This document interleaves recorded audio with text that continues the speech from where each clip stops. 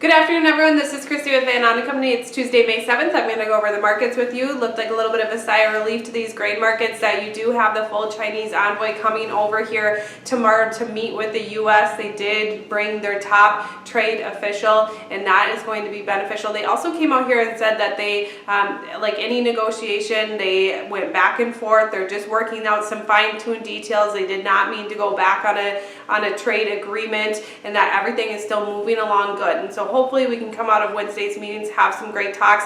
It is rumored that President Trump said that he would not increase those tariffs if the trade talks get back in line. And so that'll be the driving force on how these markets really want to go moving forward, is just how these trade talks go over the next couple days. It's going to be a big day tomorrow to hear any sort of news we can get out of them. We also have export sales that are going to be very important to this market on Thursday, and then a crop report on Friday. So there's a lot coming at us, including a big rain event that's going to cover a lot of the Corn Belt, and people are going to see how much rain falls from it and in what areas. Illinois is extremely wet, parts of Iowa extremely wet. They're going to get hit hard, and it'll be interesting to see what that does as far as precip and how far it'll push back. Now the 6 to 10 and 8 to 14 day forecast does bring that precip chances back down, and so that'll be the issue moving forward, is do we dry out enough to get planted? Now we know we're late in a lot of those I states, but how late are we going to be?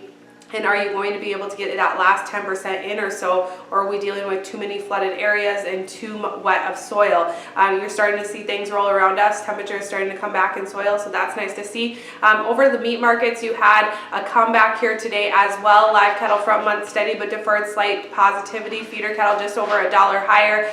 Lean hogs, actually your front two contracts, June and July, lower, but deferreds were higher. Hog market's going to be extremely sensitive to any sort of trade talk information we get out of tomorrow, and then Thursday's kind of talk agreements, so we're going to be watching that. And then those outside markets really ugly, so you got that sigh of relief to the grain markets, but really stock traders aren't quite jumping on board yet to see how everything pans out. Dow market well over 500 points lower today. You did see it come back yesterday, but it looks today you're going to stick towards that lower level. Crude oil a little bit lower as well, and dollar a little bit higher. I do have to close with a disclaimer: trading futures and options involves risk loss and is not suitable for all producers. Have a great day.